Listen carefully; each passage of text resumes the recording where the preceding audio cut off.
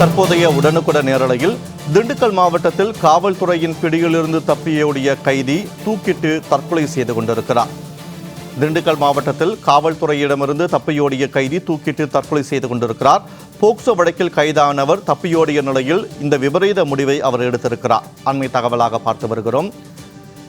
காவல்துறையிடமிருந்து தப்பியோடிய கைதி தூக்கிட்டு தற்கொலை செய்து கொண்டிருக்கிறார். போக்சோ வழக்கில் கைதான அந்த நபர் தப்பியோடிய நிலையில் தூக்கிட்டு தற்கொலை செய்து கொண்டிருக்கிறார்.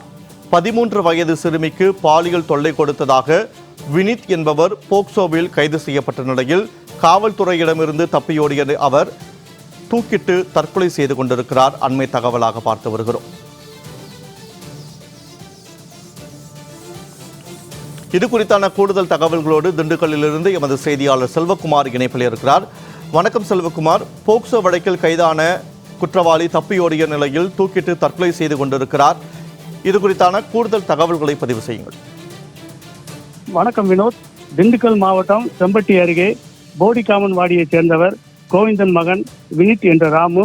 இவருக்கு ஏற்கனவே திருமணமாகி 2 குழந்தைகள் உள்ளனர். இந்த நிலையில் வினித் என்ற ராமு மீது போடிகாமன்வாடி பகுதியில் 13 வயது சிறுமிக்கு பாலியல் தொல்லை கொடுத்ததாக போக்சோ வழக்கு பதிவு செய்யப்பட்டு கடந்த ஜனவரி மாதம் 30ஆம் தேதி செம்பட்டி போலீசார் கைது செய்து நீதிமன்றத்தில் ஆஜர்படுத்தி திண்டுக்கல் சிறையில் அடைத்தனர்.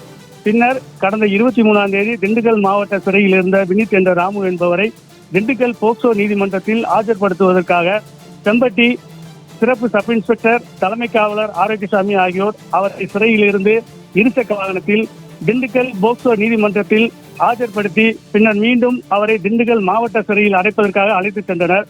அப்போது இருசக்கர வாகனத்தில் 2 காவலர்களுக்கு நடுவில் அமர்ந்திருந்த வினித் என்ற ராமு திண்டுக்கல் மாவட்ட ஆட்சியர் அலுவலகம் அருகே அஞ்சலி ரவுண்டானா என்ற இடத்தில் போலீசார் கட்டுப்பாட்டில் இருந்து இருசக்கர வாகனம் சென்று கொண்டிருக்கும் போதே கீழே குதித்து தப்பி ஓடிவிட்டார்.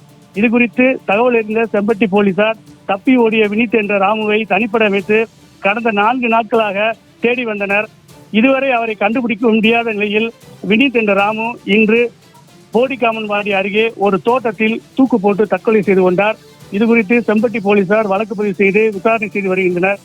இந்த சம்பவம் இந்த பகுதியில் பரபரப்பு ஏற்படுத்தியுள்ளது. வினோத். தப்பியோடிய கைதி தூக்கிட்டு தற்கொலை செய்து கொண்டிருக்கிறார். இது குறித்தான கூடுதல் தகவல்களை வழங்கியமைக்கு நன்றி செல்வகுமார்.